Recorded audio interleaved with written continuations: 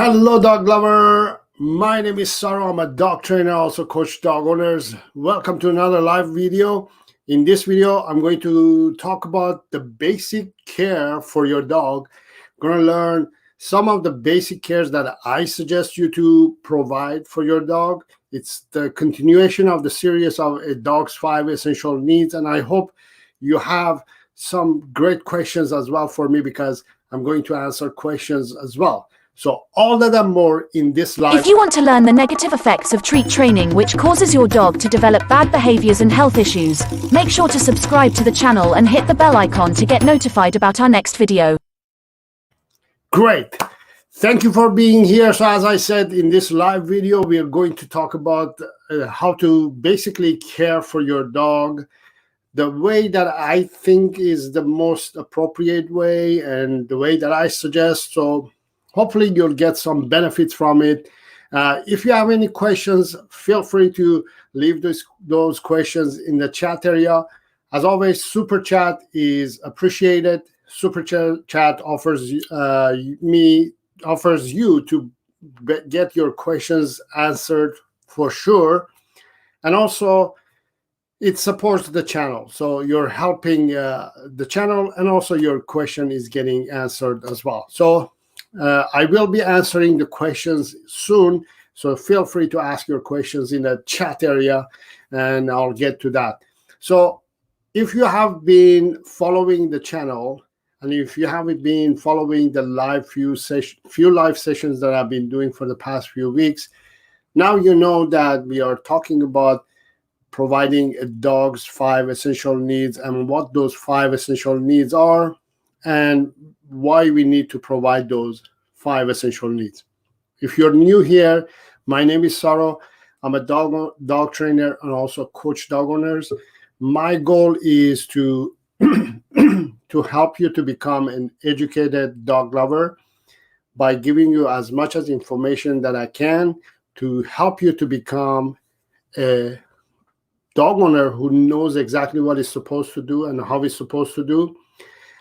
If you can hear me and see me, give me the like, say hi on the chat area, and let's get started for today's show. So as I said, we are following the idea of providing a dog's 5 essential needs. These 5 essential needs are exercise, training, socialization, care, and affection, right? So I can see that John Kipola says hello. I can see you all saying hello and giving a thumbs up. Great. Thank you for all being here. Let me just quickly change. Sounds okay. Everything is good. Perfect. All right. So you have to provide your dog's daily 5 essential needs, which are exercise, training, socialization, care, and affection, right? What I mean by that is you have to be able to provide these needs of your dog. And if you want to have a dog who's healthy, well-behaved, and balanced, normal dog without having behavioral issues. If you want that dog, you need to focus on this formula of providing your dog's daily 5 essential needs. Proper amount of exercise, proper and good method of dog training is very essential. Last couple of live shows, we talked about socialization for puppies and also adult dogs. And this week, we're talking about care. So care is the part that we're going to focus on today. Focusing on how do we provide a proper care for our dogs, right?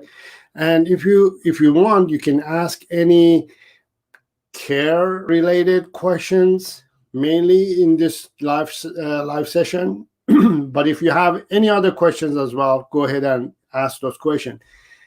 If you want your questions for sure to be answered, and you want to also support the channel, make sure that you're using the super chat option. And let's get started. So one of the first things that I want you to focus on when it comes to there we are. Okay, one of the first things that I want you to focus on when it comes to care, there are 5 things that I think, are the most important part of caring for your dog. Number one is diet. Number two is vaccination. Number three is brushing your dog's fur and teeth. Number four is veterinarians or the vets. And number five is the supplements. These things, if you consider providing these as well for your puppy or your dog properly, you will have a good, healthy dog, right? And I'm going to dive in a little bit in depth with these topics, and I'm going to help you also to understand exactly what I mean, right? The vet visits and things like that. I will be mentioning all those. So number one, the diet. Let's talk about diet of your dog. Okay. If you know me, I'm a big advocate of providing fresh food. You need to provide fresh food for your dog. Okay. That's number one. If you understand this part, I think you will succeed in your adventure of understanding what the diet of your dog should be.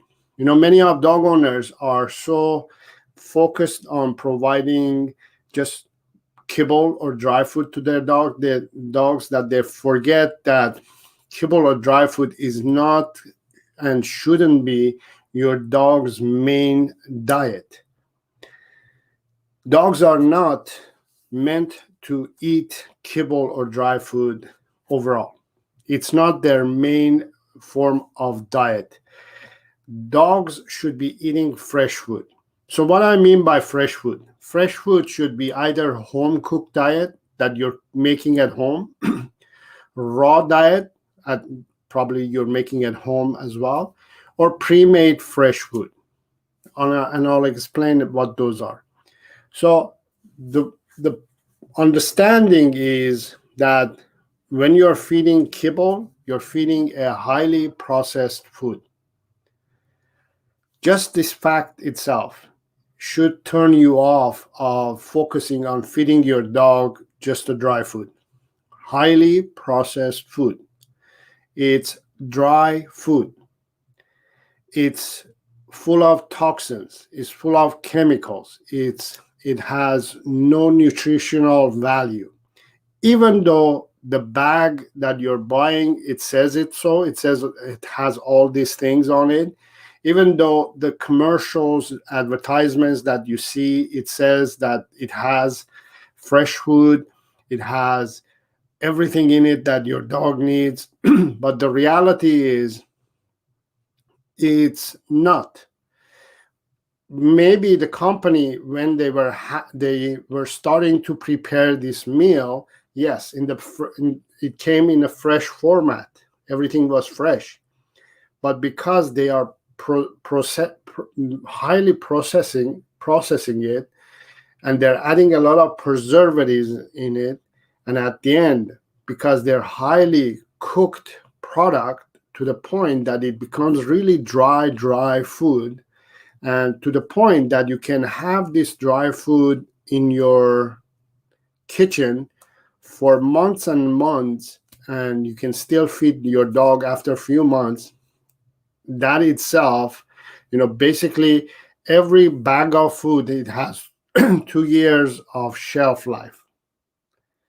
What that means is by the time they have this fresh food here, and by the time they process it and prepare it and highly cook it, excessively they cook it, and then they bag it and they put it in the sealed bag and put it in the shelf to sell.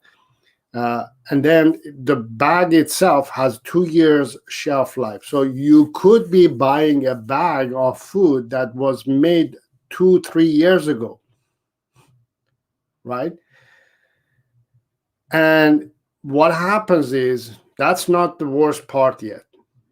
You're buying a bag of food that was made 2-3 years ago.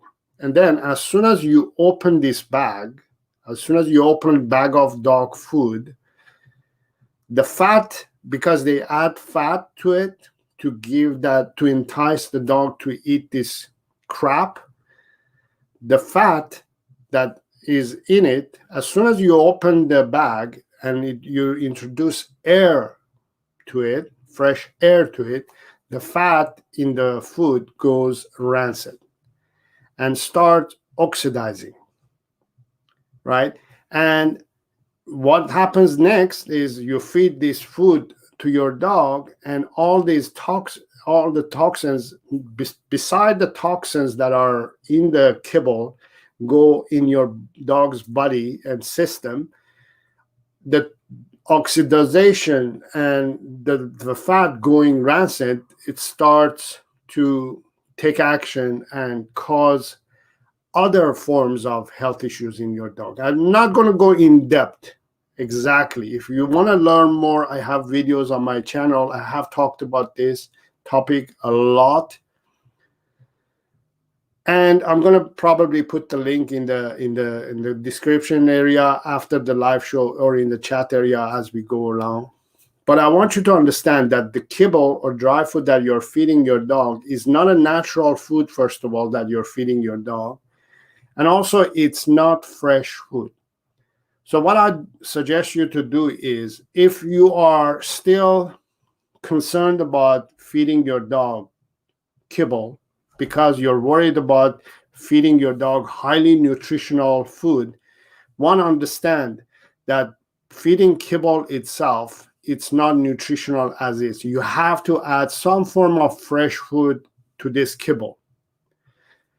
You either have to add to it, or you completely remove the kibble from your dog's diet to make it a food that is ideal for your dog. The other word that I want you to learn, I want you to also research and understand. This will, I think, change your mindset and understanding of your dog's diet. Research this. Species appropriate diet. One more time, species appropriate diet. It's very important for you to feed your dog species appropriate diet. What I mean by that is, your dog should be eating a diet that is specifically ideal for the species of the animal that your dog is. Animals, dogs in general, they're not supposed to be eating dry food. They eat fresh food. Just think of it this way. A wild dog in nature, a wild animal in nature, what does it eat? It eats fresh meat, fresh kill, fresh food. That's what they eat, and that's how they thrive. So your dog, if it's eating kibble, it survives. But if you start feeding your dog fresh food, it will thrive. There's a big difference, right? So you have to understand that and start feeding your dog fresh food. Now, what are the options of feeding a dog fresh food? One of the options is home cooked diet. Basically, you make it at home. You cook at home. You prepare your dogs for your dog. You prepare your dog's food at home. The other thing that I want you to understand, that kibble or dry food is full of grains, which is carbohydrates, and cannot be digested easily for dogs. Dogs are not meant to eat carbohydrates, the amount that is in the kibble. So that's why you have to help your dog or add some fresh food to your dog's food so it can live better. It can have a healthier life. So make sure that you are either cooking at home, preparing for your dog, or you're feeding raw diet, or you're buying a pre-made fresh food for your dog, right? And understanding this, I think it will change the approach that you're going to be taking for your dog. So if you're worried that you're not going to be able to provide all the 100% nutrients of your dog, there are ways to make it balanced. There are ways to make it perfect. One of the ways is actually removing the kibble from your dog's diet. Believe it or not, that's step one, removing kibble or dry food from your dog's diet. Okay? Great. Even the most expensive dry food doesn't have the nutritional value that they promote that there is. Even grain-free kibbles have a lot of carbohydrates. One of the things that you have to understand when it comes to dry food kibble, right? In order to make it kibble, in order to make it to look like that, in order to make it look like kibble, they have to really cook it in a way that it will stay that way for years to come. The way every kibble is looking like, they have to highly cook it, and they have to make they have to add a lot of carbohydrates in order to. The only way that you can make a kibble to look like a kibble and be dry and stay in that form for a long time is putting carbohydrates. So even grain-free, to keep grain-free dogs have a lot of carbohydrates in it.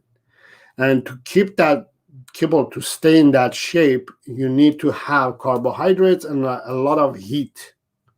And these are all just recipe for disaster. That's why you have to remember that first step is to remove kibble from your dog's diet. You can do it slowly. You can slowly, gradually start removing kibble from your dog's diet, right? And start introducing fresh food. What I mean by introducing fresh food is by adding any fresh food that you can. A little bit of fresh meat, whether cooked or raw, you can add to it. A little bit of fresh vegetables, just add to it. One fresh egg, just add to your kibble. Anything that you can add some freshness to your dog's kibble will help. And your goal is to eventually remove the kibble from your dog's diet and feed only fresh food. Fresh food, the home cooked diet is basically you go to your local store and buy some fresh meat, any meat, chicken, beef, lamb, not much pork, any meat. Just buy it, bring it home, put it in a pot, put a little bit of water, just cook it quickly, boom, done. Add that fresh meat to your dog's food. A little bit of vegetables, anything that is in season, right? Especially green leafy vegetables. If you could add some green leafy vegetables, that would be even better. Green leafy vegetables, let me just show you. Let me see if I can show you this. So that's what I mean, this green leafy vegetable. A little bit of green leafy vegetables, a little bit of fresh meat, if you could add it. Unfortunately, I can't make this bigger. Let me see if I can make this bigger. Yeah, it's not showing me the bigger version. Okay, so anything that you can add to your kibble, that's great. So you see the kibble here. This is the dry food that you're feeding your dog. In order for this to stay in this shape, they put a lot of carbohydrates and a lot of heating happens. They introduce a lot of heat to this in order to make it like this, right? So your first goal should be to either start removing completely the kibble from your dog, or start introducing some fresh meat or fresh food or fresh vegetables to your diet. The next step should be for you to start feeding your dog raw diet. Raw diet is, believe it or not, is the most balanced, most natural, and most healthiest form of diet for your dog. If you start feeding your dog and not freak out that you're feeding your dog raw diet, raw meat, raw vegetables, is the best. I've been feeding my dogs raw diet for years now. Nothing has gone wrong. Actually, all the opposite has happened. Everything has gone right. They are not visiting the vet often. They don't get sick often. They don't get sick. They don't feel bad. Their poops are always healthy and balanced, right? Natural, normal. They don't have diarrheas all the time. We'll talk about vets more when vet visit, but raw diet should be your goal. Now, if you are afraid to step into raw diet, the other option that I would suggest you to take is to be pre-made fresh food. Pre-made fresh food is basically you go to your pet store, local pet store, and ask them to give you pre-made fresh food, which is raw, in raw format. Probably it has bones in it, ground meat, some vegetables in it. It's in frozen format probably, or even not frozen. Bring it home and feed that. But once you go through this route, right, your goal should be to start feeding raw diet. And this will happen through few months maybe. You will have to learn and study and understand what is the right way of doing it and how to make it perfect and all that. One of the great channels that I suggest you to go is called, let me bring you to this. Let me see if I can find. One of the best ways of learning is go to this website, rawfeeding101.com. Okay, in this website, made by Scott, aka Dog Dad, he goes through everything to teach you how to create a balanced raw diet for your dog. And he has courses, he has information, he has a YouTube channel, he has one of the biggest raw diet Facebook groups. You can join the Facebook group and learn a lot more. So I want you to take action today, okay? I want you to take action and get a little bit involved about your dog's diet and learn what you need to provide for your dog's diet. So that is the part that I want you to start focusing on today, the first step, which is the raw diet. And I can see, let me go to the chat area. Shivansh Dubi is in the house. Our Dream Pet Beauty is in the house. John Kipola is in the house. Thank you for being here. Angie Anderson is in here. Lauren Martin is in the house. B. Jackson is in the house. Tiffany Brown is in the house. Karen Hunt Ahmad is in the house. Angie Anderson, S. George, and a few others. Thank you all for being here. I'm going to get into your question. I hope you're enjoying what I'm sharing with you today, because I'm very passionate myself about what I do and what I provide. I went through hell with my own dog, Jonah, this one. I went through hell with him. The reason I'm saying I went through hell with him, he was my teacher. He was the teacher who made me to become who I am, right? Let me give you a short story. So when we got Jonah, his name is Jonah. He passed away a few years ago.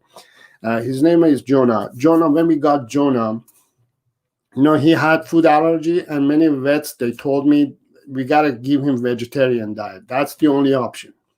And I didn't feel giving him vegetarian diet. It didn't sit right in my head. I did some research. I figured out, okay, that's not the way to feed a dog. A dog is not meant to eat vegetarian diet. And he was not supposed to eat chicken and beef. He could eat some other meats, but he would start having, food reaction. He would have, he could start chewing his paws to get to the point that it was red, right? He had itchy skin. We could only feed him, yes, salmon as well. So he had itchy skin. He had a terrible life. I was not going to give up, and me and my wife, we were not going to give up to let him live like that. So we started researching and understanding how can we help our Jonah to live better life than this, right? So the first thing that we did is, removing, it's called elimination diet. You remove everything from your dog's diet, hoping that you figure out what is going to trigger and understand that. But that didn't make sense. What we learned was the culprit was the food that we were feeding our dog. And the food that we were feeding our dog was the most expensive food that we were feeding our dog. And believe it or not, that was the food that the vet was suggesting us to feed.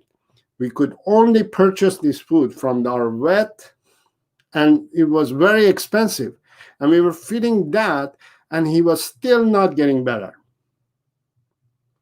Even though we were paying the most expensive food for our dog, he was not getting better. Why was that? Because we were feeding him kibble.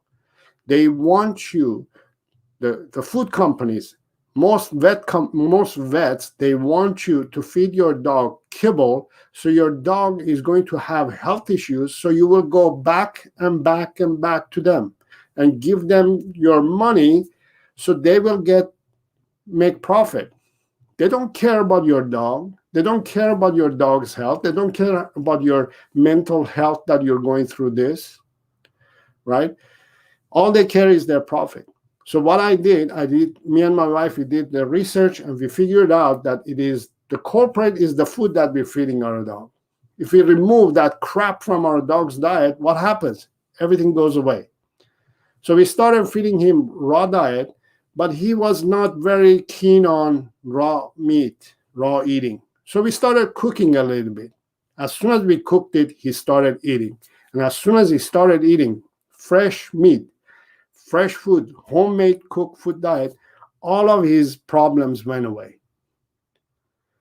Not only they went away, he started eating all the proteins, all the meats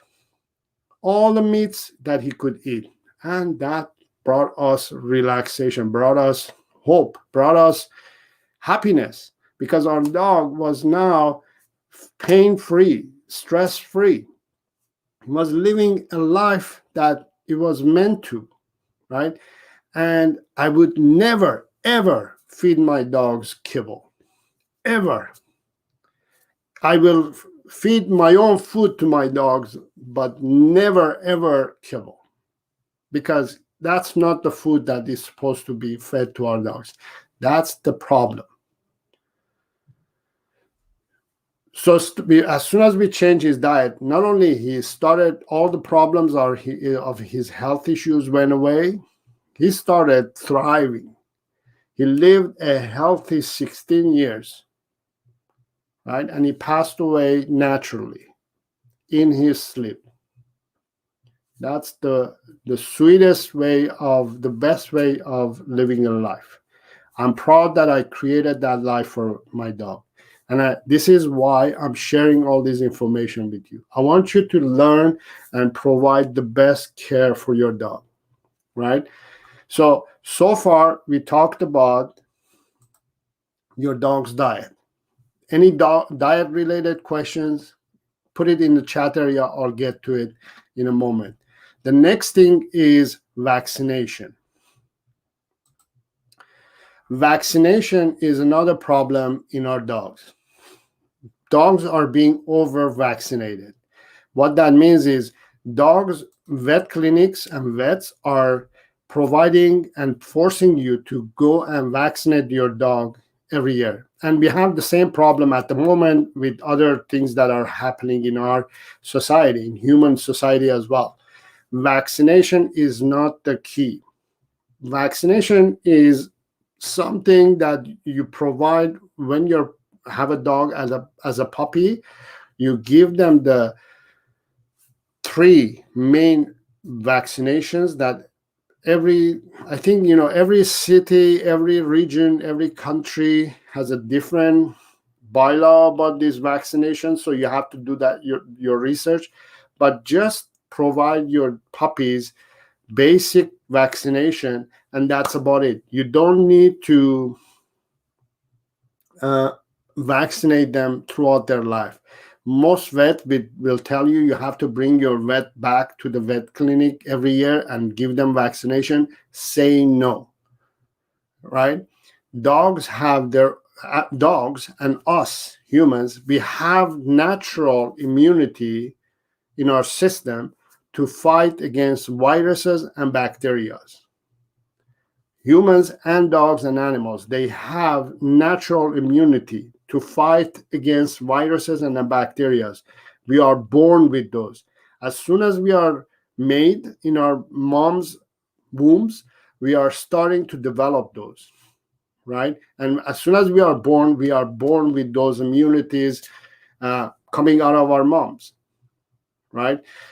Including animals, including dogs. And dogs, for example, puppies, have been already provided those immunities for the first few months when they are born. After a few months, based on the diet that your dog will start thriving on those immunities or going down. So it is important, instead of vaccinating your puppy, you give the right diet so it will develop the right immunity naturally in its system to fight off all these against viruses and bacteria, right? So don't vaccinate your dog yearly. Just give the puppy vaccination, and that's it. Should be enough for entire life, right? Now, if you want to figure out if they are safe without vaccinating them, right, and they are immune, what you can do is a test. I don't know if it's available everywhere, but it's called titer test. Titer test is basically blood test that the vets do. You can ask your vet to do it. If your vet says, I don't do it and I don't even know what it is, change your vet. Pick a vet that works for you, not you work for your dog, work for this vet. You need to make your vet to work for you. You get educated and ask your vet to do it for you. You're paying your vet, let them work for you. If they're not doing it, find a vet who does it, right? Ask your vet to do a titer test. Titer test is an annual blood test that it tests your puppies or your dog's blood, and it finds if your dog is immune to all those bacteria and viruses. So I'll give you an example.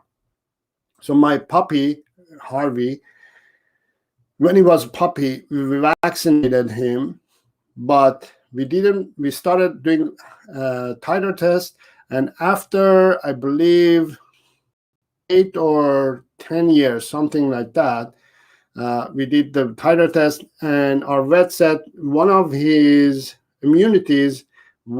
of his immunity is low, but not to the point that is concerned. Is not a concern at this moment, right? The only concern is because he was coming to doggy daycare with me and he was mingling with dogs. That was the risk that we were taking. So do you want to boost his immunity? If you could, but you could leave it as is, but you could boost him. So the only reason we gave him a vaccination after 8 or 10 years was because it was a little bit low and he was in the risk, right? So titer test gives you information if there's enough antibodies and antibodies in your dog's immune system, right? Including distemper and parvo as well, right? So instead of vaccination, invest in titer test. Okay, invest in titer test and don't vaccinate your dog. Does it make sense? Hopefully that makes sense. Okay.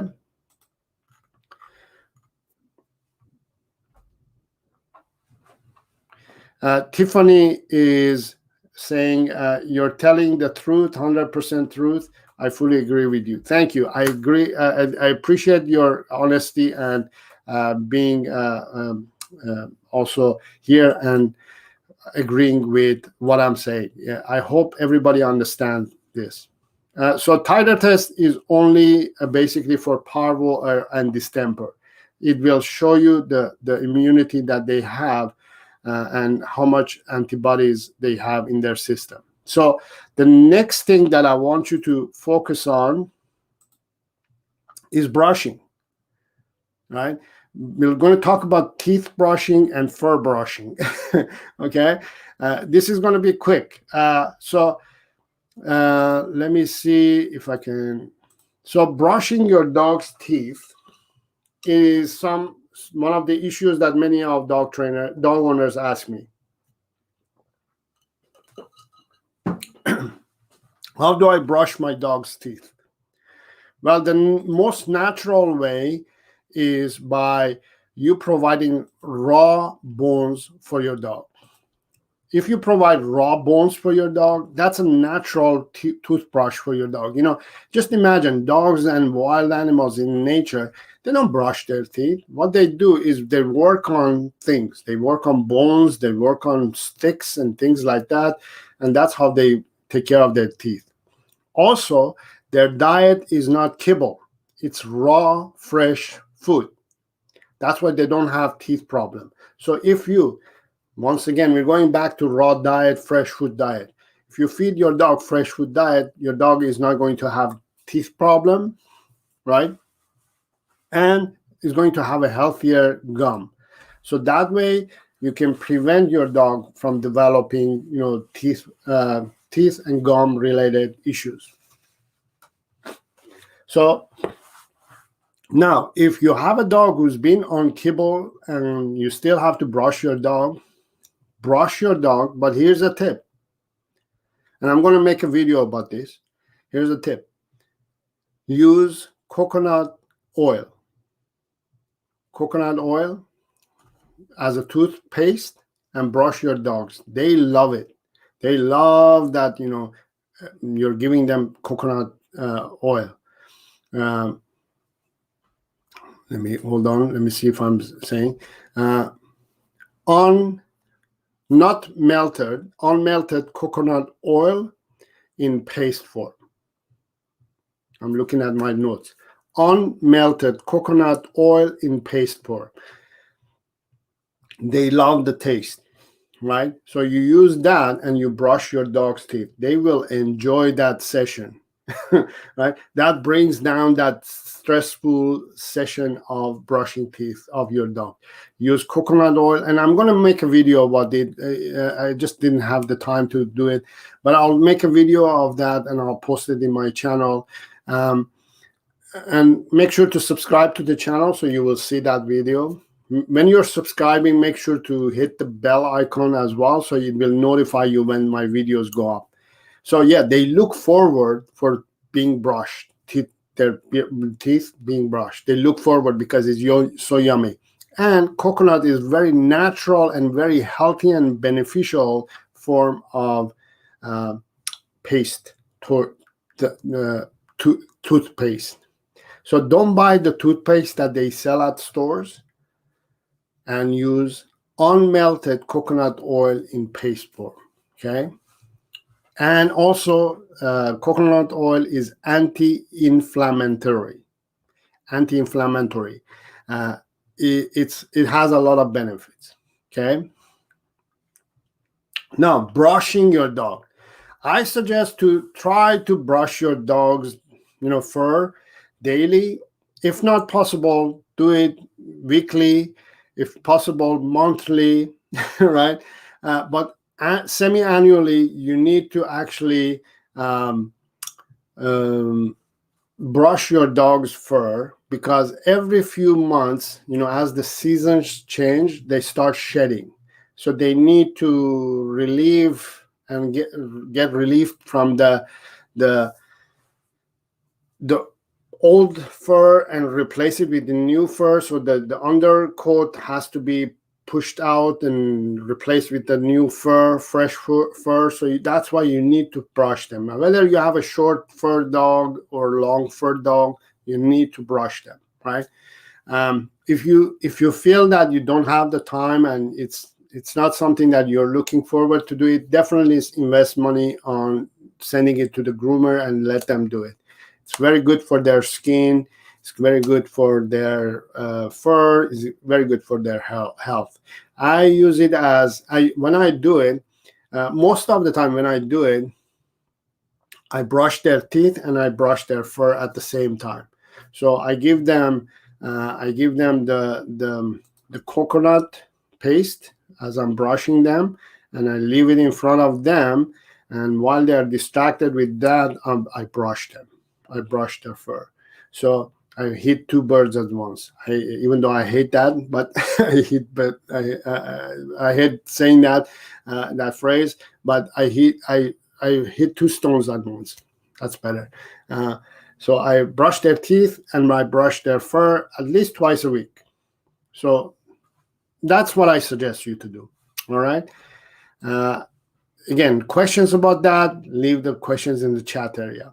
The veterinarians. I highly suggest you to find a vet who's holistic. It's very important, and also it's very good to support a holistic vet rather than not a normal vet. It's a good investment to invest in a holistic vet instead of conventional vet. The holistic vets, what they do, they don't want to put medication and vaccinations in your dog. They hate those themselves. So they would never suggest your dog to get those. And they will go on a more natural form and natural approach to helping your dog. Vets, one thing that you have to understand and accept is that the vets are only educated and only there for emergency cases.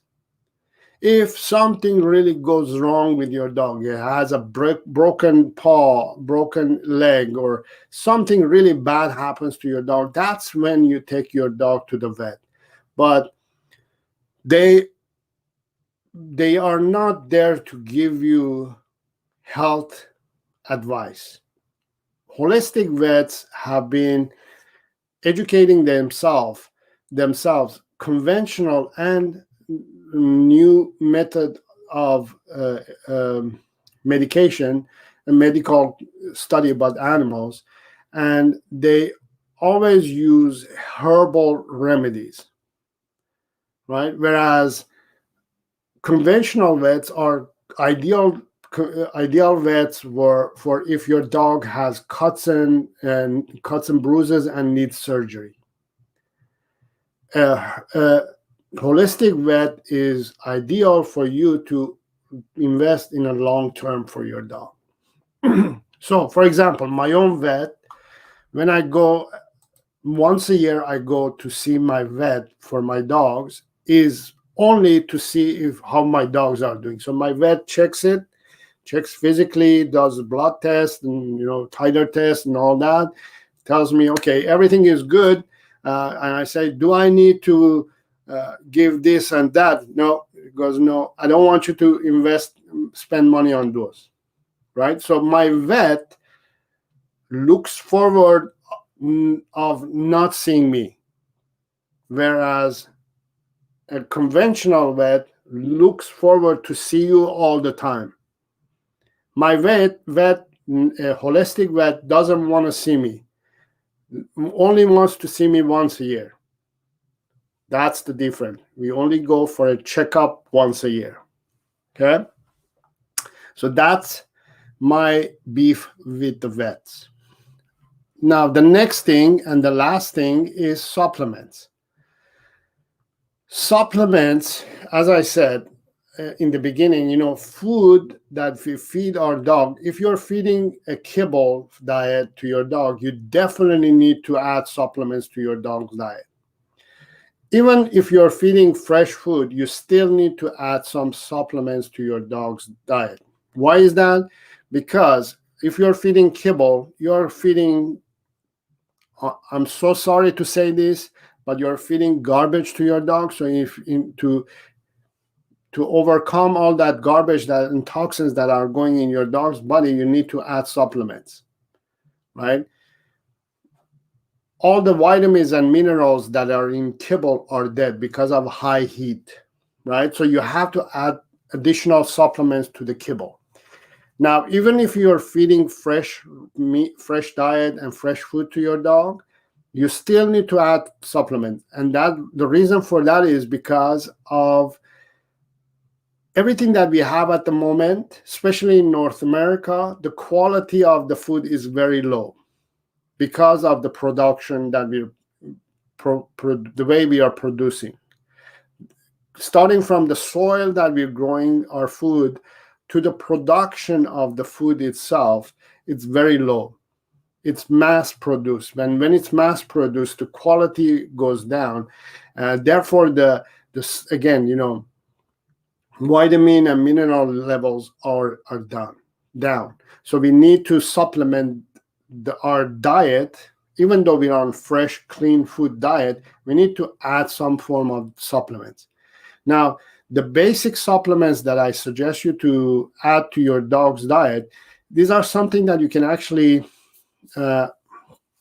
provide it very in low quality, low volumes, and also it doesn't cost you arm and a leg. Eggs, right? Eggs are just simple, fresh, and very cheap form of supplement. One egg a day to add to your dog's food is great.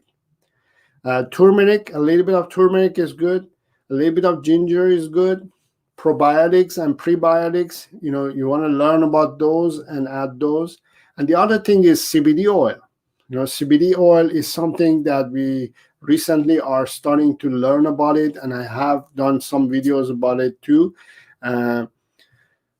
CBD oil for old dogs is very good as well, especially if you have an old dog, right? So these are some of the supplements that I suggest to feed to your dog. Now, let me see if I can do this. So, hold on a second. Let me see if I can show you this.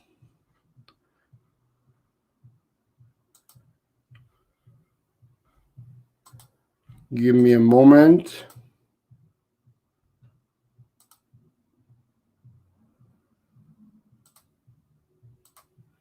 I'll share the screen and I'll show you something that you need to watch and learn. This is what I feed my dog, okay? So basically, these are the ingredients that I'm going to use today. It's basically meat, vegetables, organs, supplements, omega oil, egg, and nutritional yeast.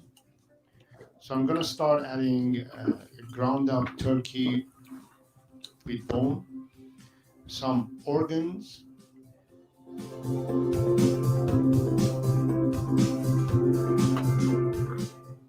Harvey's patiently waiting for his breakfast, and some green vegetables.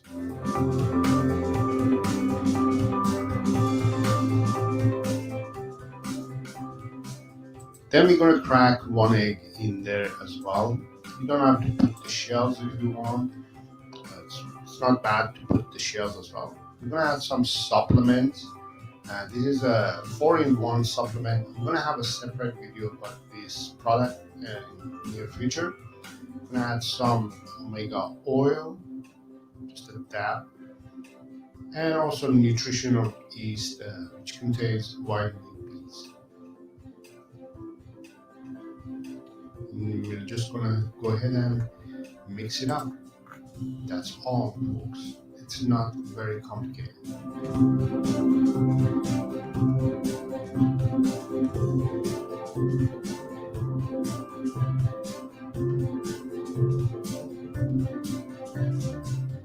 This is Harvey. Harvey is a 40-pound beagle, so he gets to be fed 400 grams a day. So this was his breakfast, so he eats twice a day. So for breakfast, we give him 200 grams of food, and for dinner, he gets another 200 grams of food. So just that's how you figure it out. You find out your dog's ideal weight, which is in this case, for example, 40 pounds. Time 10, it comes to 400 grams a day. That's all you're feeding your dog. And as you can see, they just swallow it down. It's fine. Raw diet, that's how they eat it. They just swallow it down and it's cleaned it up and it's done. So you can see how simple that is, right? So let me explain one thing here. So this was what I was feeding maybe a year and a half ago. So every year I'm learning and educating myself and improving my dog's diet, right? And what you saw, this is not exactly what I feed today. Today I feed it a little bit, I feed my dogs a little bit differently. I can't find the video. I may be able to find the video, but basically what it is fresh food, fresh meat, a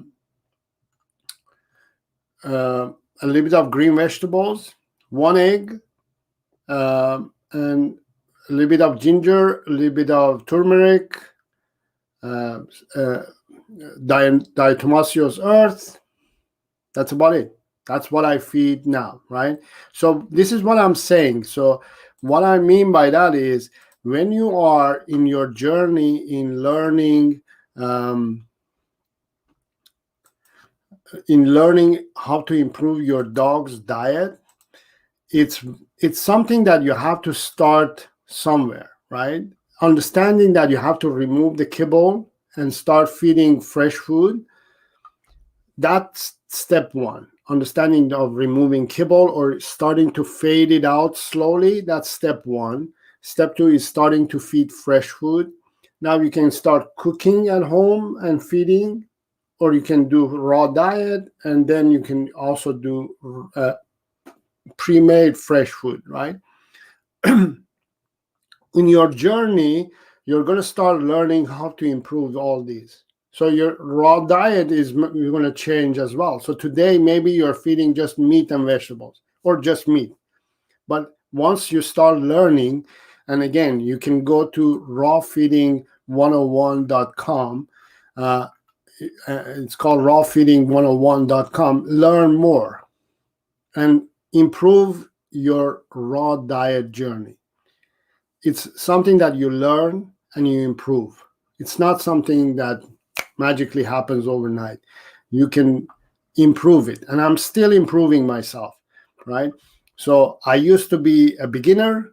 Now I'm kind of I would say advanced level, right? There are extreme levels of raw diet as well, which you can explore, right? Which is basically feeding the whole animal, the whole bird to your dog as is. You could do that too. So you start somewhere and you get to the level that, very advanced, right? So it's up to you how you get started and your journey goes, right? So always you can, as a dog owner, you can improve your dog's diet. You can start from buying from, local store, and then get into advanced level of, giving the whole prey to your dog, as would a dog hunt, for example, and eat the whole thing. You could do that too. So start somewhere and go and enjoy the journey.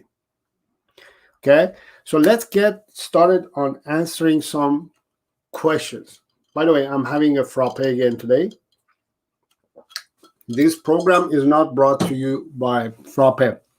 It's actually, this program is brought to you by sarodogtraining.com. If you have a dog and you want to improve your dog's life, visit my website sarodogtraining.com, and also join one of my online courses. One of my online courses will help you to have that wonderful, holistic way of training your dog. One of them is functional dog training. This is a course that I created, and I'm very proud of it. Harvey is in it. The whole course you're going to learn with me and Harvey. And if you have a puppy and you want to learn how to train your puppy, I have Annie with me in the Puppy Training 101. You're going to learn all the things that you need to know about puppy training and puppies. All right, so let's get started with some questions.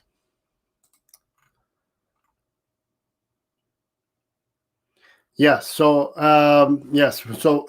when you're feeding whole prey, for example, let me just add this too. When you're feeding whole prey to your dog, they eat the whole fur, eyeballs, beaks, feet, everything. They eat the whole thing, the whole prey, literally.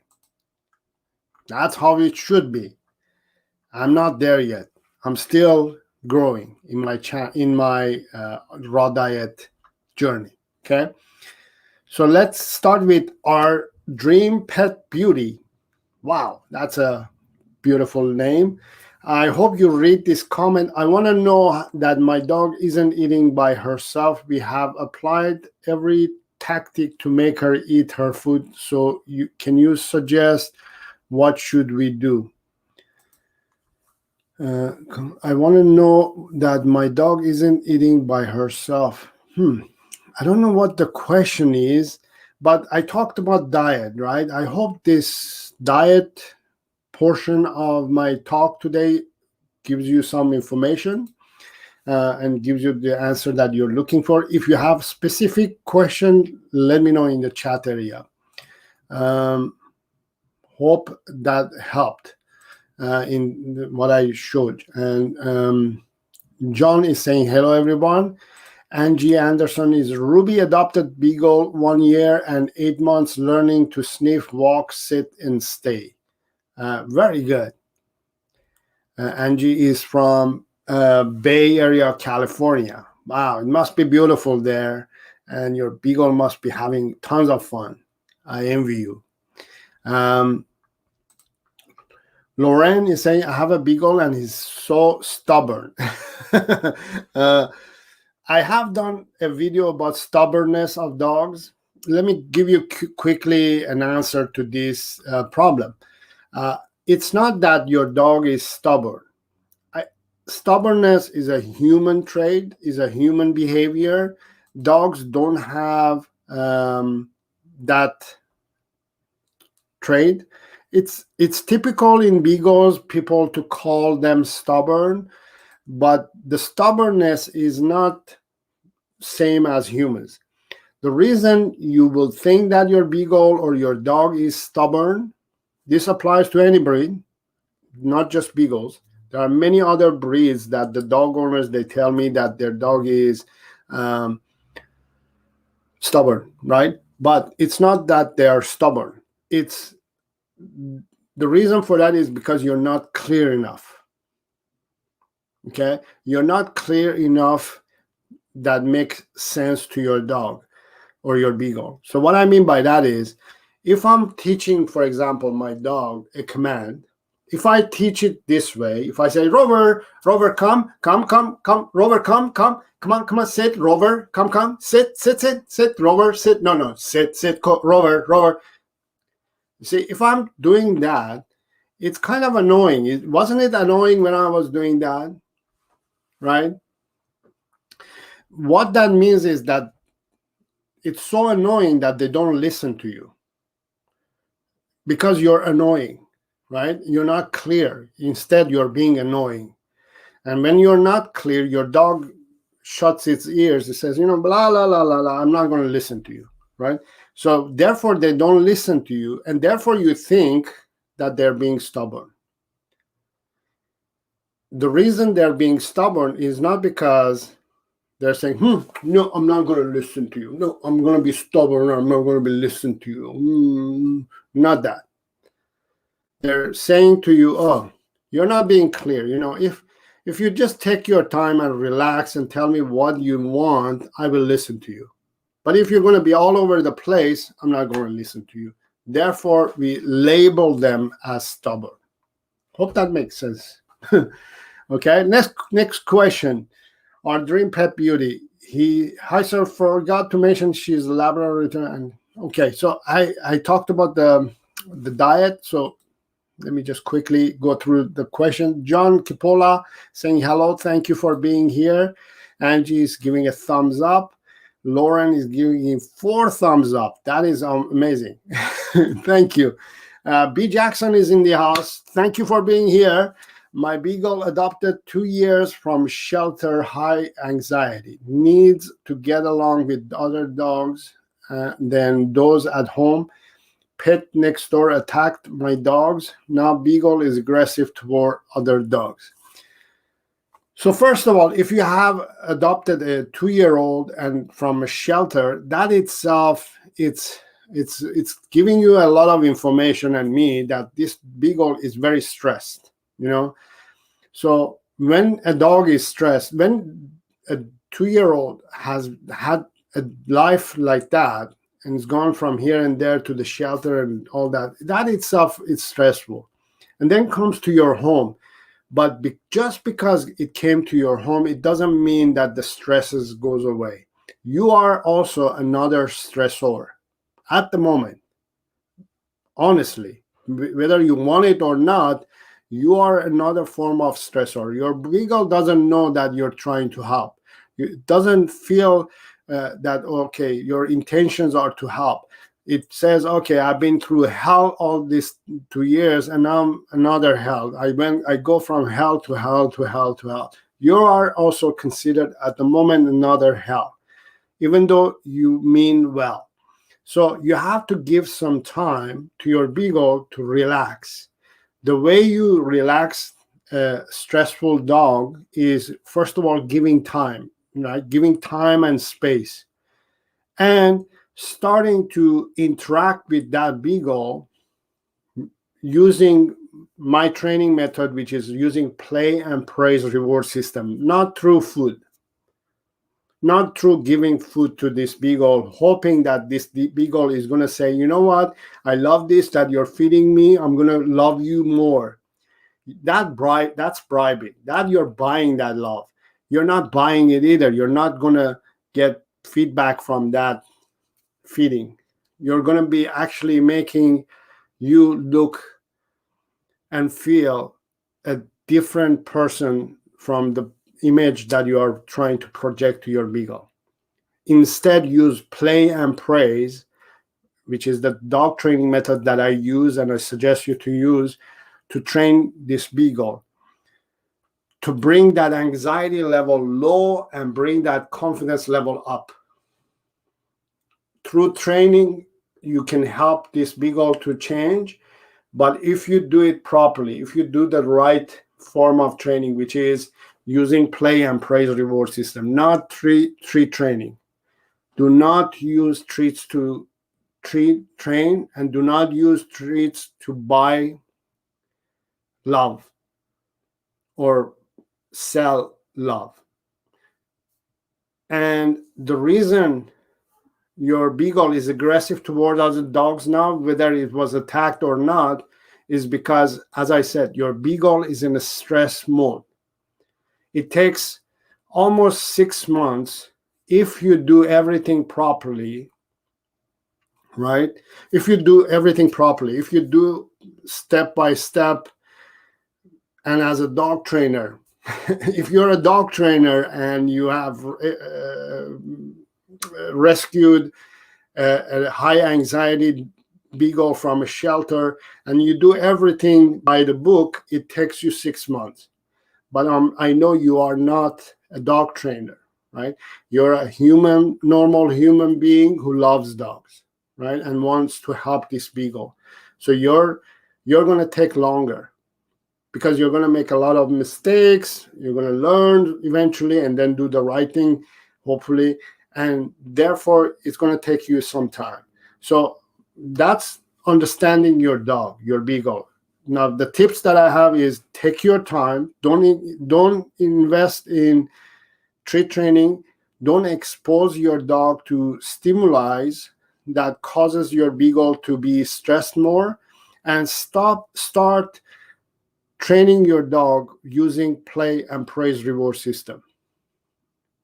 An anxious dog who's anxious, if you start providing fun form of training, which is using play and praise reward system, your anxiety is going to start fading out and the confidence levels are going to come up, and that's how you remove anxiety, right? Hope that helps. And you're also saying that he's overweight and typical for beagles and only wants treats. That's typical too. Just because it wants treats, it doesn't mean that you have to give treats to it, right? If you have a beagle who wants treats, who's foodie, if you give treats, you're going to make it even more foodie. Stop giving treats and instead focus on training it and interacting with it with play and praise.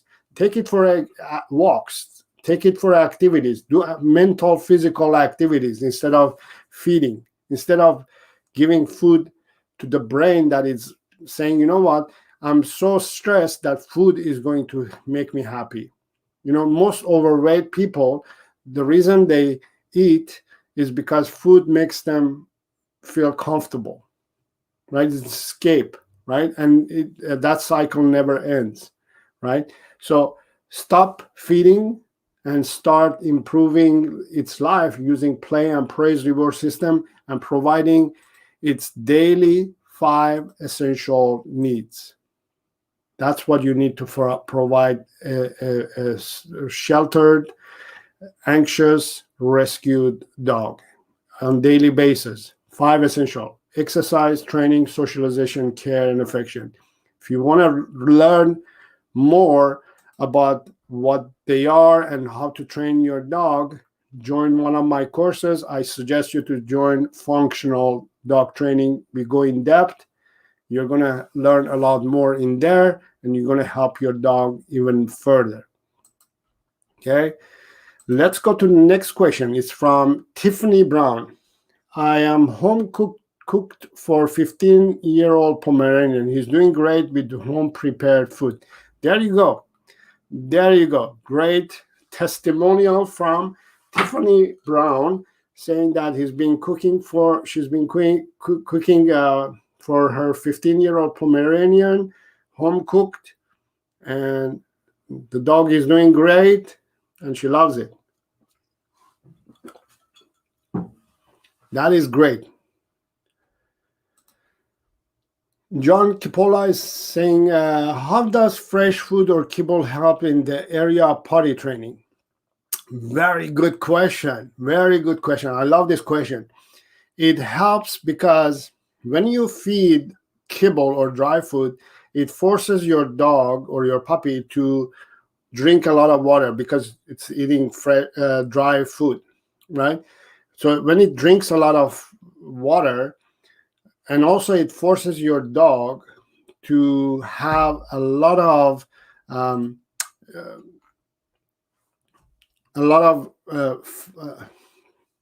what I'm looking for the word. It produces a lot of poops. So because your dog is dehydrated and it's the kibble is full of fillers. That's what I was looking for. Full of fillers. Your dog is going to pee a lot and your dog is going to poop a lot, right? So it works against you. But as soon as you change the food and you start feeding fresh diet, The potty training, well, everything else improves, but potty training changes too. Potty training improves. Your dog drinks less, your dog poops less. Therefore, it's so much easier to potty train that dog. Potty training, so-called potty training, is mainly because dogs are on kibble. Dogs who are not on kibble or on raw diet, fresh food, you don't have to potty train them. Believe it or not. Right? It's just something that it changes. It changes the dog's internal system. Karen Hunt is saying at B Jackson that same scenario with my beagle. Yes. Angie Anderson is saying, how about adding a sardine? Of course, yes. Sardine is a great thing, yes. So the other two things that I add to my dog's diet, I forgot to mention, and it's part of their diet. I give them as a snack is sardine, herring, and a chicken neck, right? So you can add also sardines as well. Sardines are a great source of omega-3s and also are inexpensive and very good for your dog. Yes, definitely, I highly suggest. As George saying, you can also do frozen veggie as well if fresh is not available or too expensive. Yes, of course. You can defrost the frozen veggies and just feed frozen and then defrost it, feed it. Yes, great tip. Yes, thank you all for giving great tips as well. There are fresh raw dog food out there. Yes, there are. In this day and age, it's been happening in the last few years, I would say. Most pet stores, if you go to any pet store now, at least I would say all of them now, they're in the same wagon now. Every pet store now has dry food section and also fresh food section. And dry food section is huge, but fresh food section is very small, right? It has to be changing. It has to go opposite. It's just like nowadays, gas cars are there, but electric cars are just everywhere now. You can see them everywhere, right? More and more people are starting to purchase or start driving more electric car than gas car, right? Because we know the benefits of electric cars, right? So the same thing with the food, pet food, we're getting there. It used to be all dry food, right? And then there was a small area for fresh food, but now they're getting bigger and bigger, where we're going to see in a few years that fresh food is going to take over, hopefully. Saro, meat here in the US is, S. George is saying, Saro, meat here in the US is not like in Canada. You do have to be careful with raw meat here. Unfortunately, here in the States, we have Answers, Stella, and Chewy. Yeah, so every country, I think, would have a different source, obviously, right? And the way they produce their food, dog food and fresh food and all that. Yes, so do your research in wherever you are, right? And figure out what companies you want to choose. I think Stella and Chewy are dehydrated food, right? Dehydrated food is better than kibble, but is not as good as fresh raw diet or home cooked diet. So let me give you what I mean by that. Let me explain what I mean. So from low end is kibble. After kibble is dehydrated. After dehydrated is home cooked diet, and then is raw diet. So yeah, dehydrated is better than kibble, but cooked diet is better than dehydrated raw diet is better than all of them, right? The other thing that I want to also mention is when we talk about raw diet, you have to understand that dogs' stomach acid is high, and it can kill pathogens, right? Don't worry about E. coli or salmonella either, right? The acid level in their stomach is good, balanced to the point that it can kill all those bacteria, right? It's acid level. The acid level is low, actually. Yes. To the point that it can kill bacteria, including salmonella. John Kipola is saying dogs don't digest meat the same way we do. Yes, they don't. Their digestion is different than humans. Yes, humans. Humans, we have the option of having any diet we want. We have vegetarian diet, we have vegan diet, we have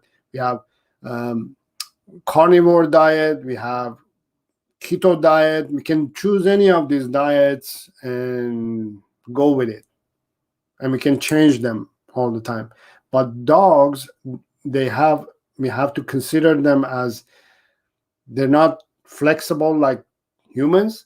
That's why we have to focus on species appropriate diet. Good point, Tiffany. Yes, great, thank you. B. Jackson is asking, how about rabies? Rabies as well is something that rabies is something that every city has a different bylaw. For example, in Canada is not mandatory, whereas in US, for example, is mandatory. Dogs need to have shots for rabies. Annie, for example, didn't get a shot. Annie, my girl, she's 1.5 years old now. She didn't get rabies shot, but Harvey got the rabies shot. The reason we gave Harvey rabies shot because we used to travel before all this crap that happened. We used to travel to US and we used to go there, and we had a place that we used to go and stay for a few days. We liked it there. So we had to cross the border from Canada to US. So because we were crossing the border, and US, when you're entering US, your dog has to have rabies. Therefore, we had to give him the rabies shot. If I had the choice, I wouldn't vaccinate rabies my dog. It's not good.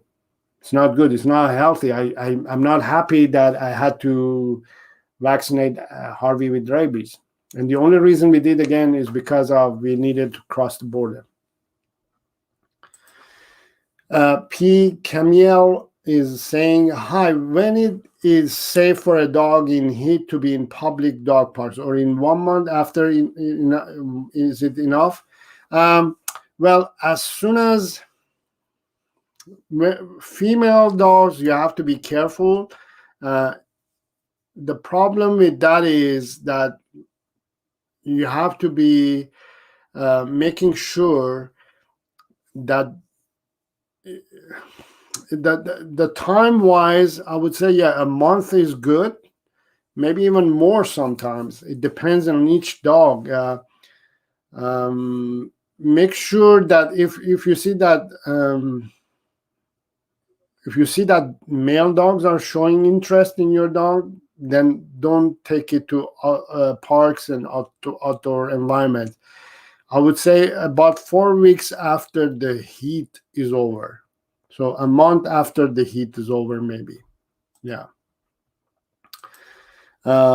She's 9 months dog, and is her first time to be in heat. Currently, we don't want her to get pregnant. Very good. Yes. Yeah, so if it's 9 months old, usually around that time is when they start having the heat. My Annie came later, maybe a year or so, when she was about a year, maybe close to a year. and lasted, a month, I would say, a month and a half. So imagine our situation. We have a doggy daycare, and Annie is a young one and wants to play with all the dogs. So I had to make sure that the dogs that were in our daycare the male dogs were neutered before I let Annie to go and play, right?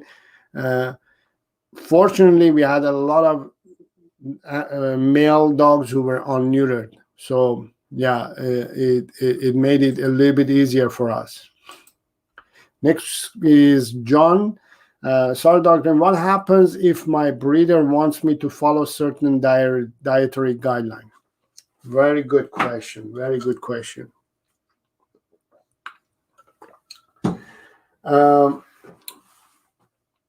One of the things that you have to understand is that when you have a dog, it's your dog, you're in charge.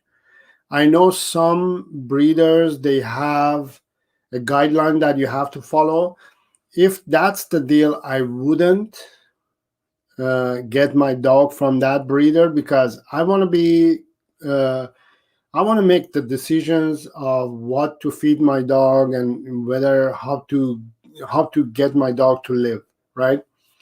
One thing that you also have to understand is the breeders are being supported and sponsored by food companies as well, believe it or not. So these food companies, they say you have to make sure that this dog is fed this and for throughout his life. So the breeder gets support from the food company, and the food company, benefits from the sale that they're making. So I wouldn't go that route.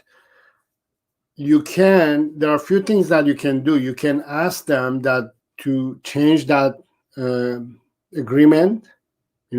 I want to feed my dog whatever I want to feed. I want to feed my dog fresh food.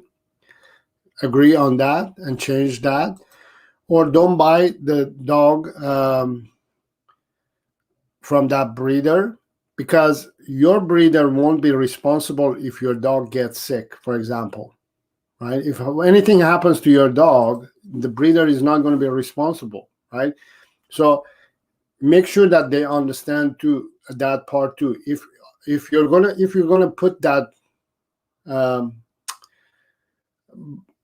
that in an agreement that I can't change my dog's food, then if something happens, then you're responsible for it. You have to pay for the expenses of whatever happens to my dog.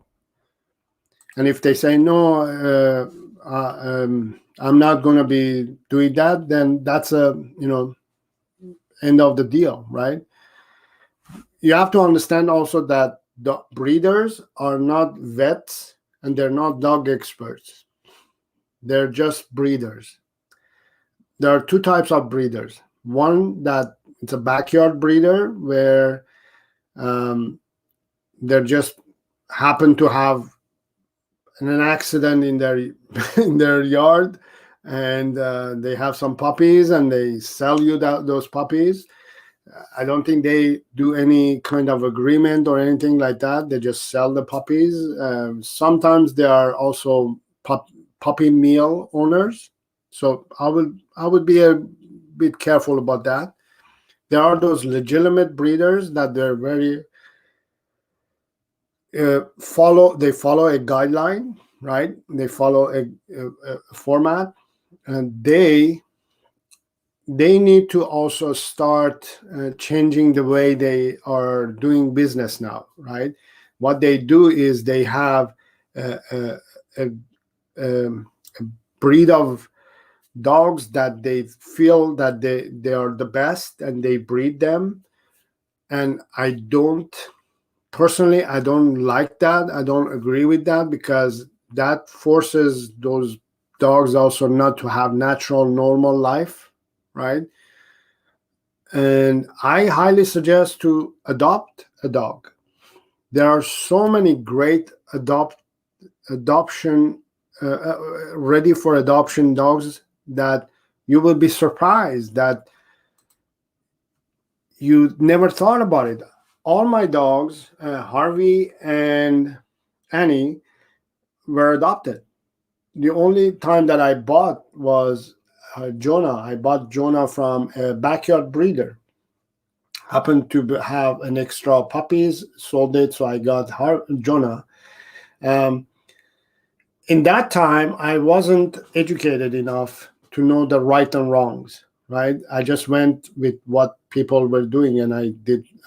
It's not that he was horrible, but first of all, he had behavioral issues, and second of all, he had health issues. So I explained in the beginning of this video, he had health issues because of the diet and bad breeding and all that. But behavioral issues was because the breeder let go of him when he was 6 weeks old, right? 6.5 weeks old. And that's a really effective to the behavior. If a puppy is let go at that age, too early, 6.5 weeks old, he was let go. It will help this puppy to develop behavioral issues in near future and long term. So he had separation anxiety, he had few other behavioral issues and all that, and he was very clingy. He didn't have good social skills with other dogs. He was very needy, clingy puppy and dog in general. So it's important to get the puppy, if you're going to buy from breeder, between the 8 and 12 weeks of age, right? 8 and 12 weeks of age. The best is 12 weeks. If you could ask the breeder to wait and give you the puppy at 12 weeks is the best.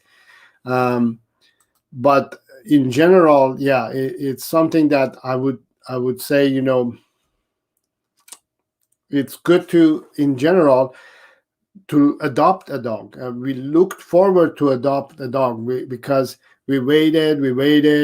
For example, when Jonah passed away, few years later, we said, you know what, we have a space, we could adopt a dog.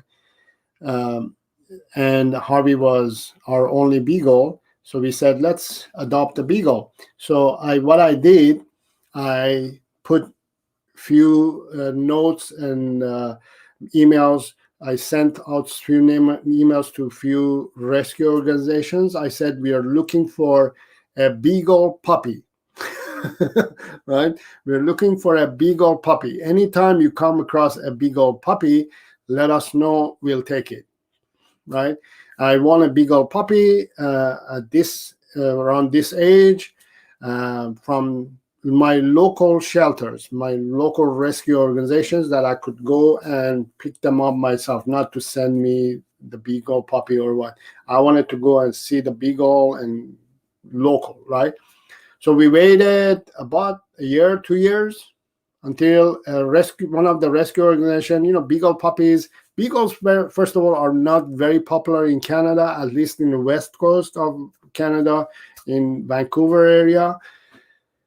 Beagles are not very popular, so they don't come across beagles a lot.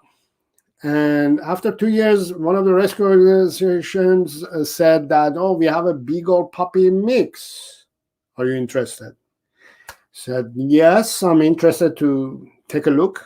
So we saw Annie, and unfortunately, that time, here's the story. That time that I wanted to get the puppy, we were just about to travel. This is before everything happened. We were just about to travel. So we told them, now you're telling us, we're just a week or two just before our travel. I'm not ready now. I can't have it. So we said no, and we went to our trip, and we came back, and the rescue organization told us that, you know what, the puppy was adopted by foster to adopt with another family, but it didn't work out. They can't have it. It's still available. Do you want it? I said, for sure. It's, stars are aligning. For sure, yes, we will take her. So we took her. And as you can see, and you can see my channel and the videos, she's the greatest dog. I adopted a Beagle mixed puppy, and she's a mix of 6 or 7 breeds, came from Manitoba.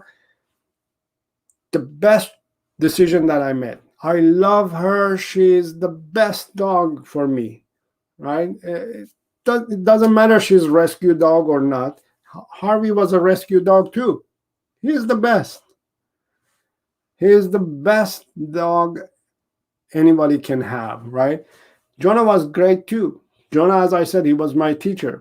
He was the teacher of teaching me how to learn about not only health and diet of a dog. He's the one who taught me to train dogs without the use of treats or food. He was a Beagle who was not food motivated. Believe it or not, he was not food motivated. So what I learned from him is, how do I train him without food? So that's how my journey started in learning how to train dogs without the use of treats or food. That's 20 years ago, right? So I learned, and I quit my job, and I started learning about dogs and training dogs, and became a dog trainer. John Capolda says, I've never heard of a breeder being so restrictive. I rescued my last Beagle. She picked me out. There you go. Yes. Great story. Yes. They pick you up. And they pick you out of all the humans that are there. There is, here's what I say. There is a dog that is perfect for you, and there is you are perfect for one dog. There is a dog out there that is perfect for you, and there you are perfect for a dog. Remember that. And yes, if there are some breeders who are very restricted, it's kudos to them, but it's time to change those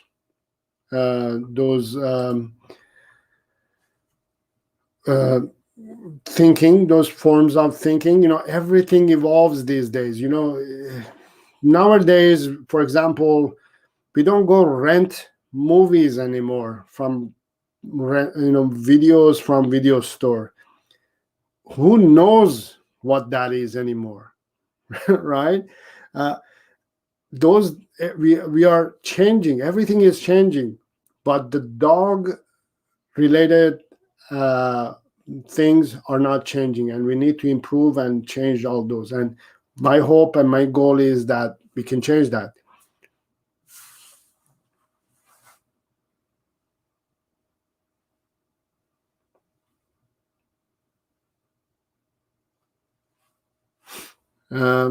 Yeah, so yes, so rescuing is the best thing. Nola is saying mine won't even go to the toilet without a treat. He hides behind the dining room table. That's because, in this case, your dog is training you. You're saying, if you want me to do this, you have to give me this, right? That's the problem with treat training. It limits you. It makes you to be dependent, and it makes your dog to be dependent on treats as well. I invite you, if you haven't watched my latest video, go ahead and watch my latest video on my channel, and I show you one of the biggest mistakes of treat training, when also especially a dog trainer is promoting treat training. It's just basically you're training yourself to feed a dog, and feeding a dog is not training. And when you're feeding a dog, your dog gets to be limited in its choices in life, right? I mean, think about it this way. Your dog has to do its toilet business. It's natural. But if it's so confined with treat training that I can't do my natural bodily functions unless I have treats, that's a big damage in our approach of dog training, right? So don't use treats. Remove treats from your life, and just don't do anything with treats. Treats should be given to a dog who has been already trained, well trained, without treats, is behaving properly, and then you give them treat as just because, right? John Kipola says that is how I fell in love with the breed. I'm guessing you're talking about the Beagle. Nola wouldn't swap him, but boy, he's been a challenge. Again, why is it that Beagles or dogs who we think as being challenged? Think about it. Why is it that dogs become challenging? It's because everybody's using treats. There is, here's one thing that I want you to understand. If you're a dog trainer, a great dog trainer, you don't need to use treats. A great dog trainer wouldn't need to use treats. Those trainers or those people who use treats, they lack information and knowledge to communicate with their dogs, so therefore they have to use treats. And when you use treats, all these problems occur. Your dog becomes a challenge. It becomes difficult to train it, because even dog trainers who are using treats to train dogs are having a hard time with their dogs. Imagine a regular average Joe or Jane with their dog using treats to train their dogs. It becomes even more challenging, right? So that's why I don't suggest treat training, right? P. Camiel is saying, I learned potty training through Saro dog training. Great. Oh, great. It's easier, right? It's simpler. I made it simpler. If you want to learn how to potty train your dog, search my YouTube channel and you will find the method that I suggest to use. I understand that. Big mistake. I blame the trainer I went to. Treat. Bad move. Yes. Nola, I agree. I was one of them. 20 years ago when I had my Jonah, I was wondering, okay, how do I train my dog? Right? So treat everywhere. Everything, everybody was saying treat training. So we attended the treat training, puppy training class, and my Jonah, he was not interested in treats, as I said, and he just wanted to play and being praised by people and all that, right? But so he wouldn't listen. He didn't care about treats, so he wouldn't listen to anything, even if we had treats. So my homework wasn't to go home and practice the sit command or stay command. My homework by my treat training trainer was to find the treat or the food that he would respond to. That was my homework. I said, I can't find anything that interests him. And they said, you're a bad owner. You're a bad dog owner. You don't want to use treats. Shame on you. They shamed me because my dog wasn't responding to treats. And it made me feel really bad. I thought I had a broken dog. I thought I had the worst dog in the world. I thought I was the worst person in the world. And that trainer didn't help me at all. Made me feel bad. Was showing off his dog, his dog could do, his or her dog can do, and was saying, this is what you can get from your dog. And I was saying, yes, I see that you can get great results, but my dog doesn't respond to treats.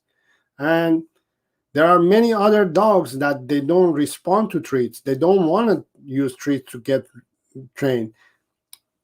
So that's why my challenge was to find, how do I train my dog without treats? So I started learning about play and praise reward system to train my dog. And once I've learned that, it changed the whole understanding and concept of dog training, right? A real dog trainer does not need treats to train their dogs. It is difficult at first, potty training, but consistency and patient help a lot. Now she communicates well when she wanted to go out to do her business. Great. Yes, thank you. Thank you for letting everybody know that it needs consistency and patience. Once you do that, everything changes.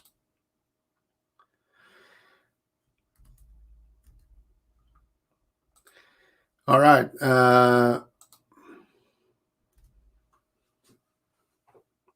Beagles are great.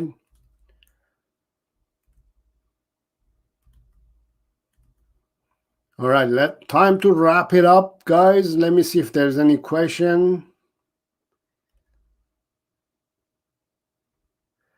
For sure, in US, I'm sure there are many beagles available to adopt. In Canada, there aren't many. Snoopy is not very popular in Canada for some reason.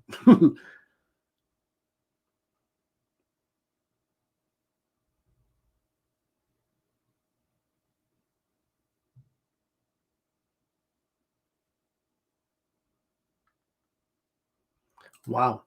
That's great. Never had a problem with potty training, never used pads, which is great. Don't believe in them. Get up during the night and take them out. Exactly. Few sleepless nights, but it pays off at the end. Yes. Thank you all for being here. And also, Nola, if you need help, if you want help from me and you want to make sure you want to do the right thing and learn exactly what to do and how to do, definitely join my functional dog training. If you have a puppy, then join my puppy training 101 course. You get a lot of information there. This is great because before you go to any puppy class in your local area, I suggest you to first learn the basics before you put your puppy in a class environment. Class environment is not a good starting point. Starting point should be at home. You should be learning what to do and what not to do at home, right? With the basics, and then make sure also you teach the basics at home. And this course also includes a Zoom call with me, and you can ask your questions in there. Learn the basic obedience that you need to teach your dog first, your puppy, right? And then attend a group class or puppy training class, right? Because these 3 commands, if you learn it properly without the use of treats, with use of play and praise, and then attend a course, you'll have better success. Do it online. Nowadays we have the opportunity to learn anything that we want at home, at the comfort of home. That's where your puppy, your dog is comfortable. That's where the mind is easy to teach, right? You teach it at home, the basics, the basic alphabet, ABCs of the dog training at home, where the mind is relaxed, and then put them in the real life situations. If you put your dog or your puppy in a real life situations when they don't have the basics, they don't have the common understanding of basic obedience, basic understanding the foundation, you are going to make not only your puppy get worse, you're digging a hole in for yourself, because you're making your dog to fail. You fail at it, and then what happens? Your dog gets worse, especially if you attend a treat training class. Even gets worse. So definitely consider joining one of those courses that I suggested. Simply just visit sarodogtraining.com, or the links are in the description area as well.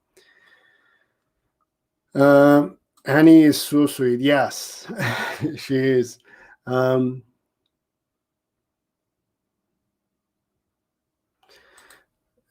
My Harvey actually rings the bell. Where is he? Yeah, my Harvey, he rings the bell. We have a bell that we have taught him to ring the bell if he wants to go out. Annie, she doesn't need to ring the bell. She hardly goes. She's young. Harvey is older. He has to go often, so he keeps ringing the bell to go and do his business in the yard. Where Annie is young, she doesn't have to do often. She just goes whenever she has to go. All right. I only went to puppy class because he had aggressive problems with my hubby. Yeah, again, aggression. This is a good question, and this will be the last topic that we're going to talk about, and we're going to end the show. Especially if your puppy or your dog has aggression, you don't want to go in a group class. Group class, again, is not the ideal place for a dog who has especially aggression to be, because it fuels the fire of aggression, right? Aggression is something that happens when a dog's needs are not met. And these are the things that you learn in the online course as well, in my online course. If your dog's needs are not met, which are providing your dog's daily 5 essential needs, which are exercise, training, socialization, care, and then affection, if you don't provide them this properly, and you only provide, for example, a lot of affection, right? If you're providing a lot of affection, just thinking that, okay, affection is going to heal the problem or solve the problem, or is going to make my dog be less aggressive. Aggression is the last thing, affection is the last thing that you need to provide your dog, right? Affection is not the first thing a dog looks forward to. Even though dogs are bred and designed by humans for humans, because they're affectionate dogs and creatures, affection is the last thing a dog looks forward to. If you don't provide enough and proper amount of exercise, training, socialization, care, and affection, you're going to help your dog to develop aggression. And when you have a dog who has aggression and you put it in a room that there are other dogs and humans that may or may not be causing it to be even more aggressive, that class, even though the trainer is telling you this is a good class, you should attend this class, we have to put him in this situation, that trainer is not trying to help you, is trying to bring the numbers of its students in the classroom up so it can make profit, and is not going to help you because you are one of the 6 or 5 or 10 or 20 dogs in that classroom, right? That trainer cannot pay attention to you fully, right? So your dog is going to be more stressed. You're putting a kid in a candy store, right? So you're making it worse, right? A proper trainer will say, first of all, we'll work one-on-one to deal with this. And then we're going to be putting you in, I may approach the option of allowing you to come to a group class, because you have the preparation, you have the foundation at least, right? But if you put it in a group class, all of a sudden your dog is going to be more stressed and is not going to get better, especially if it's a treat training class, right? There's so many things are going wrong in a group class. There's so many dogs in that class. There are other dogs who have other behavioral issues and are stressed in that class. There are humans who are not educated. They don't know what they're doing. Some of them are approaching your dog. Oh my goodness, yeah, such a cutie, let me. And some of them are scared of your dog. All kinds of various behaviors are in that classroom, both for dogs and humans. And then your dog also is saying, whoa, this is so crazy. This is too much for me. I can't handle this. Help me. And it's telling you to help me. And you're saying, no, you're going to stay in this room and you're going to get better. And you're just pushing more stress in your dog. And your dog is learning that. So this is why I don't suggest, for any extreme behaviors, first of all, you shouldn't be in a group class, or you shouldn't be outdoors either. You should be training your dog at home where it's nice and relaxed, and then put it in a situation that it can handle and tolerate and learn. So what I mean by that is you have to teach your dog the basics at home, where it learns the ABC, D, and EFGs, right? And then you say, okay, now that you know the basics, let me put you on the front street, in the front house. Let's see if I put you in the front of a house, are you going to listen to me? Are you going to respond to the lessons that I practiced with you at home? And if it says yes, you move on to the next level, is on the streets and then at the dog park, right? But if you see that your dog is not responding to the basics in the home, if you can't control your dog at home and is not learning and is not responding to you at home, good luck to you in the front yard, or on the streets, or in the classroom, or in the park, right? So it's important to do the right thing and take the right steps at the right time. Oh, great. You didn't know that. Yes. So I provided all them, but probably affection too much. Don't have a garden, and I think beagles need one. The breeder told me I didn't, so I walked him a lot, but I think he missed out on a garden.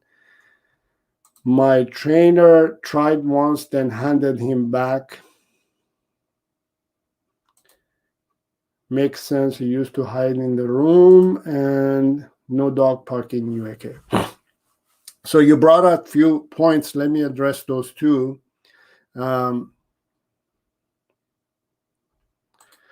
So you're providing a lot of affection because you think that's the way to solve the problem. You walk them a lot. If you over-exercise a dog, you're causing a lot of behavioral issues to develop. If you're under-exercising a dog, you're helping the dog develop behavioral issues. You have to exercise the dog properly. That's the key. You have to have proper amount of training every day. If you have a dog who has behavioral issues, every day you have to train it. Not just training, any training, not treat training. You have to train it using play and praise reward system. Again, aggressive dog is unstable, is unhappy. You have to make it happy. The only way that you're going to be able to make it happy is by using play and praise. A dog who is aggressive is lacking deep connection with the human. It's lacking love. Right? But I'm not saying go ahead and share affection, but the way you're going to share affection is by providing play and praise, and meanwhile, train it. That way, what happens is your dog is saying, you know what? this human is trying to connect with me through the natural forces of play and praise, right? And then you're going to be able to socialize it and provide care. If you provide enough proper care that I just explained, believe it or not, the diet that you're feeding your dog can cause behavioral issues as well. I didn't mention that in the talk today. The care, the diet that you provide, and then share affection. If you have provided enough amount of, or proper amount, or in this proper order of exercise, training, socialization, and care, then you deserve to share affection with your dog, and your dog deserves to be shared affection with. So that's how you go with this formula. And if there's no park in the UK, I know that I have heard this, that there's no dog parks in UK. There is. One of my students is from UK, and she shared a video that they found a park that there was a dog park and many dogs were gathered. I know it's like, whoa, this is 1 in a million, but don't depend on dog parks. Just focus on providing proper amount of exercise, training, socialization, care, and affection. Your dog doesn't have to be in a dog park in order to be considered as socialization, right? Yes, it's a bonus to have a dog park, but it's not the main thing that you need to focus on. Angie, you are very welcome. You're saying, Nola is saying he got aggressive playing with toys, will never give anything up. So you have to learn how to play. You have to learn how to play with a dog, and you have to teach how to play with human. And those are the things that you learn in the course as well. Play. If a dog doesn't know how to play, it becomes aggressive. Obviously, they don't know how to play, right? And if the playing is causing aggression, you have to play the way that it makes sense to the dog, the way that it needs to, right? A play is a form of reward for a dog. It's not just to make it think of it as a play. It's a reward.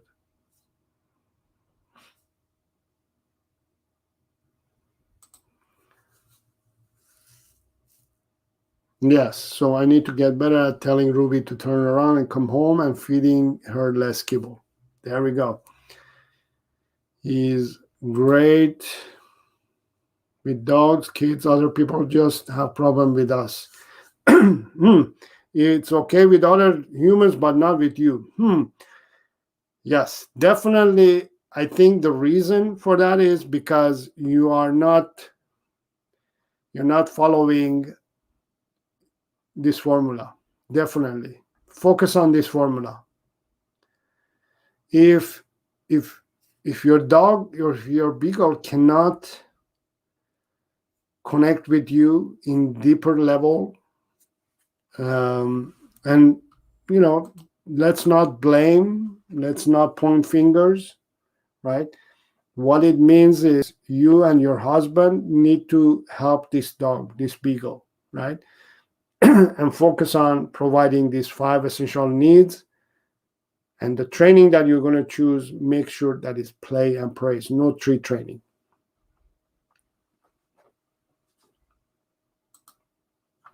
KT is saying we have problems from moving things from his mouth. He growls at us. So I wouldn't, for example, if you have one of those dogs that has the problem of letting go of the toy or whatever it is and growls and stuff, the game stops, right? First of all, there are a few things that you need to learn and understand to do. First of all, you play the game on leash. You put the leash on, a long leash, and you start playing first of all.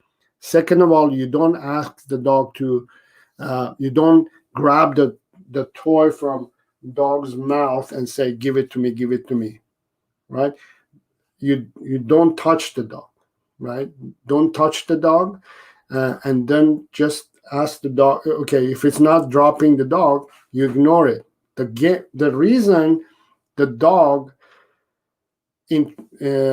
will play with you and you will play with the dog is only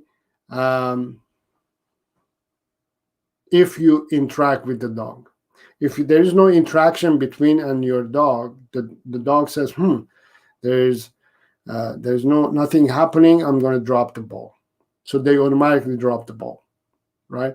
So make sure that you're not interacting with the dog. And once you do that, it's everything is going to change. The concept of the game will change. So you have to learn how to play it properly, how to organize the game, and how to control the game. Okay? All right. Okay.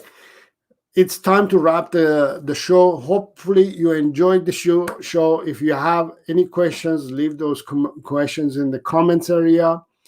And I will see you next time. I don't know when the next time would be, but for sure would be next Saturday at 1 p.m. once again.